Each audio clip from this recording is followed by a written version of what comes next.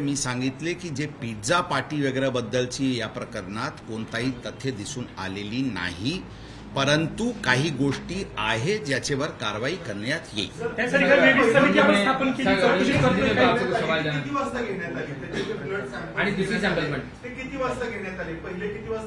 दोन blood samples मध्ये किती वेळेचं अंतर आहे? फर्स्ट ब्लड सॅम्पलसाठी अंदाजन 9चे सुमारास त्यांना ससून हॉस्पिटल गुन्हा करीब 8 वाजून काही मिनिटांनी दाखल झाला होता. त्याचे नंतर त्यांना ससून हॉस्पिटलला पाठवण्यात आली होती. 11चे सुमारास त्यांची फर्स्ट ब्लड सॅम्पल झाली होती ससून हॉस्पिटलला.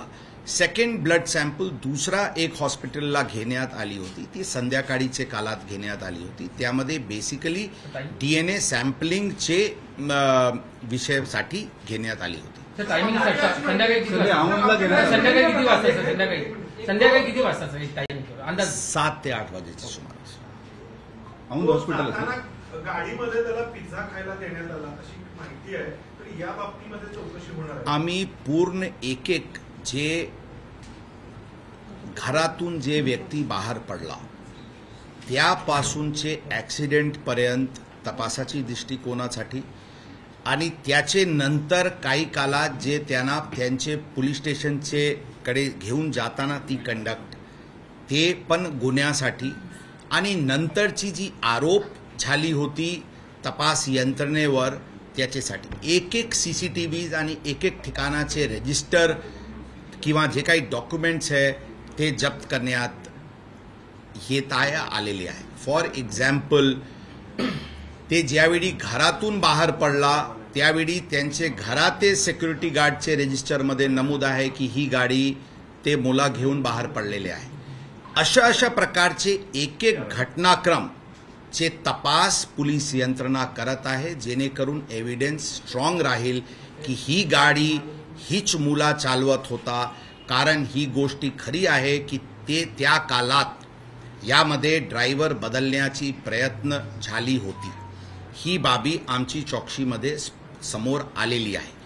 म्हणून ज्यांनी अशा प्रकारचे एव्हिडन्समध्ये हस्तक्षेप करण्याची कारवाई केली त्याचेवर 201 अंतर्गत पुरावा नष्ट करण्याच्या दृष्टिकोनातून पण कारवाई करण्यात येईल. कारण मी रिपीट करतो, त्या काळात ज्यावेळी घटना घडली काही घटनाक्रम दिसून येत आहे की ड्रायव्हर बदलण्याची म्हणजे आरोपी जुवेनाईल हे गाडी चालवत नव्हता आणि दुसरा कोणी गाडी चालवत होता. अशा प्रकारची काही गोष्टी करण्याची प्रयत्न झाली होती, ज्यावर जे पोलिसांनी निष्फळ म्हणजे होऊ दिला नव्हता. परंतु ती जी अटेम्प्ट पण झाली होती ती अटेम्प्ट टू डिस्ट्रॉय एव्हिडन्स चे कलम पण चे दृष्टिकोनातून पण आम्ही तपास करत आहोत आणि त्या अनुषंगाने आवश्यक आपल्याला आम्ही आपल्याला देखा आम्ही आपल्याला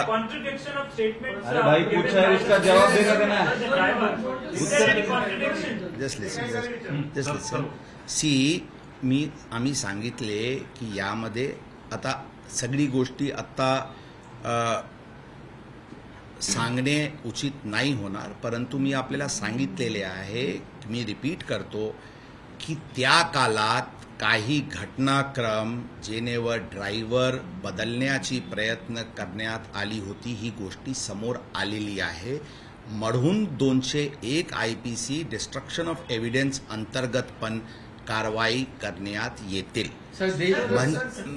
म्हणजे सर्व दिशेंनी सर्व दृष्टींनी एक क्रोनॉलॉजिकल सिक्वेन्स ऑफ इव्हेंट म्हणून आम्ही सांगितले की जे अटेम्प्ट होत होता ही बाबी समोर आलेली आहे. जे आपण आणखी विचारले ते हो बरोबर आहे. ड्रायव्हरनी सुरुवातीला काही म्हटला होता, काही सुरुवातीला पोलीस स्टेशनला अशा प्रकारचे सांगितला होता की आम्ही गाडी चालवत होतो. ते कोणाचे दबावाखाली बोलला होता आणि का बोलला होता त्याबद्दल आपल्याला खुलासा योग्य वेळी करण्यात येते. आता एक वेळा मराठी कंप्लीट करू द्या, आरामात एक 1 second. I just finish question. ही वारंवार ही प्रश्न उपस्थित होत आहे की माननीय आमदार महोदय जे पब्लिक रिप्रेझेंटेटिव्ह आहे ते पोलीस स्टेशनला आले होते का? ते पोलीस स्टेशनला आले होते ही it is a matter of record, it is a matter of fact. यामध्ये कोणताही दोन मत नाही आहे. आता मी वारंवार सांगते की पोलिसांनी जी प्रकरण आले असतील नसतील, पोलिसांकडून जी कारवाई झाली ती कारवाई नियमानुसार आणि कायदेशीर रीत्याने होती, म्हणून त्यांचे वरून काही दिशा तपासाचे बदलला ही सांगणे संयुक्तिक नाही होणार. सर 2 FIR फाडल्या आहेत, असं 2 FIR फाडल्याचा आरोप दंगेकरांनी केलाय. त्याचं नेमकं कारण काय? त्यात काही तथ्य आहे का किंवा मग? बरोबर आहे, यामध्ये 2 FIR दाखल करण्यात आलेली आहे. आता काही लोक 3 FIR पण काही प्रसार माध्यमातून सोशल मीडियावर दिसत होता. बघा, फर्स्ट FIR जे सकाळी 8चे सुमारास दाखल झाला होता ते 304 IPC चे दाखल झाला होता. ही आहे फर्स्ट FIR. आता त्या केसमध्ये 304 कलम 3 तासानंतर वाढवण्यात आला होता, ज्यांचेकडून गंभीरता त्या केसची वाढली होती.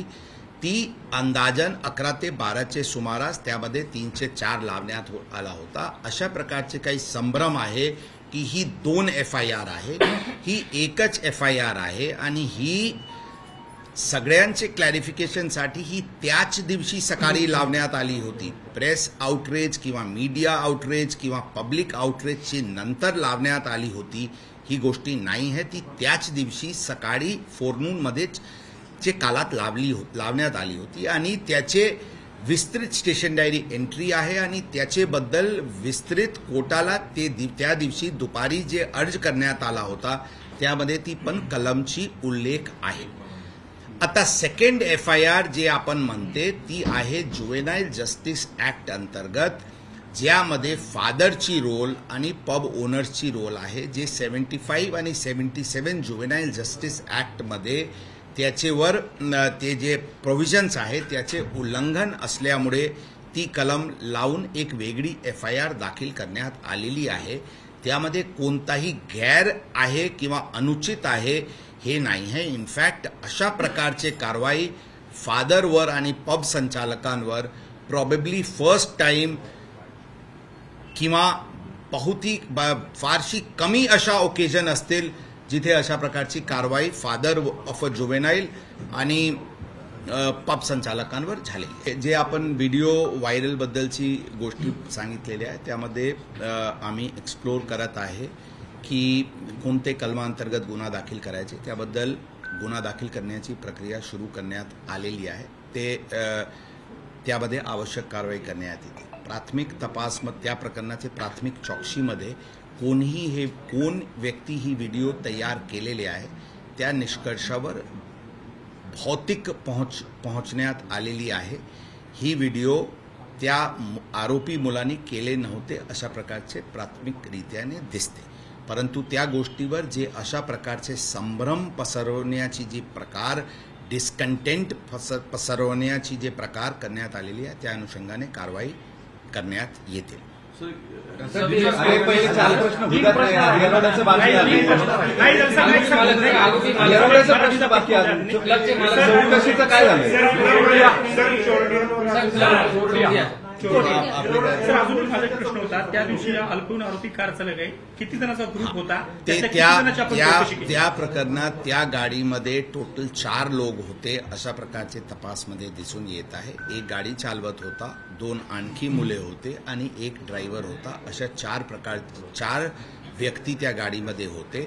पार्टी ज्यावेळी पबमध्ये झाली होती त्यामध्ये 7 ते 8 आणखी मुले आले होते अशा प्रकारचे दिसते.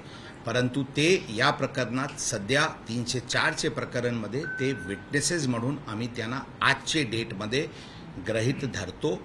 ड्रायव्हर जे होता त्याचे स्टेटमेंट अत्यंत महत्त्वाचे आहे, त्याबद्दल आवश्यक ती कारवाई करण्यात येते.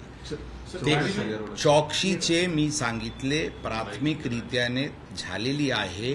काही निष्काळजीपणा आणि काही दोष त्या येरवाडा पोलीस स्टेशनचे अधिकारीवर प्रथम दर्शनी दिसते.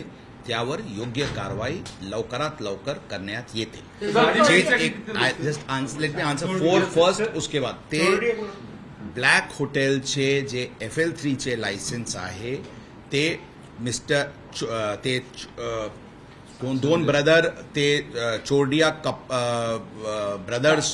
ब्रदर्स चे नावानी आहे, परंतु ते ब्लॅक रेस्टॉरंट ते कोणाला चालवण्यासाठी दिले असल्याचे काही कागदपत्र प्राप्त झालेली आहे, परंतु त्या गोष्टीवर आता निर्णयावर पोहोचण्यात आलेली नाही. त्याचे रोल एक्झामिन करण्यात येत आहे.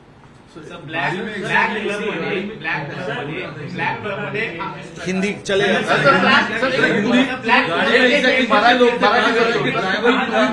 त्याला आपण अडल्ट घोषित करावा असं मागणी करणार, पण कायदा असं सांगतो की 3 महिने तुम्हाला करताच येणार नाही ते, आणि त्यासाठी खूप मोठी प्रोसेस आहे. एक तिथं तुम्हाला धक्का बसलाय का? सेकंड, तुम्ही म्हणलात की त्याला रिमांड होम रिहॅबिलिटेशन सेंटरमध्ये पाठवायचं, पण आपली प्रेयर अशी होती की त्याला बाहेर धोका आहे म्हणून तिथे ठेवा, शिक्षा म्हणून नाही. ऐसा नहीं है, तशा नहीं है गोष्ट. आपण जर फर्स्ट डेचे प्रेयर पण रेकॉर्डवर आहे जे आपण आमचे बघितले, तर आमची प्रेयर हे आहे की जे तरतूद आहे to try as an adult, ते बघत ती to try as an adult आहे, not to remand him as an adult अशी प्रोव्हिजन कायद्यात नाही आहे. ट्रायल ॲज एन एडल्ट म्हणजे 60 दिवस किंवा 90 दिवसचे आतमध्ये चार्जशीट दाखल करावा लागते. या केसमध्ये 90 दिवसची टाइम आहे. आता आम्ही लवकरात लवकर त्यामध्ये चार्जशीट दाखल करू. ट्रायल एडल्ट कोर्टमध्ये होईल, म्हणजे नॉर्मल कोर्टमध्ये होईल की जुवेनाईल जस्टिस बोर्डकडे होईल, ती गोष्टी एडल्ट म्हणून ट्रायल झाला की नाही झाला त्यावर अवलंबून राहील, परंतु त्याचे जे शिक्षाचे प्रमाण आहे ते केसचे वर लागते, ते ट्रायल ॲज एन एडल्ट किंवा दुसऱ्या गोष्टीवर लागत नाही. दुसरी गोष्ट जे आपण म्हणते ऑब्झर्वेशन होमला पाठवायची, आमची धारणा, आमची विनंती होती कोर्टाला की 304 IPC एक नॉन बेलेबल ऑफेन्स आहे, एक हीनस क्राईम आहे.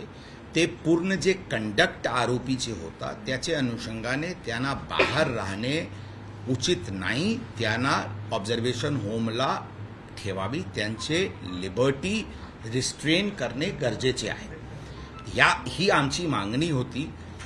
रिव्हिजनचे वेळी बरेचशी डिस्कशन्स, आर्ग्युमेंट्स दोन्ही बाजूनी झाली, त्यामध्ये काही गोष्टी समोर आले असतील, परंतु याचे ऑर्डरची विस्तृत आता लेखी ऑर्डर प्राप्त झालेली नाही.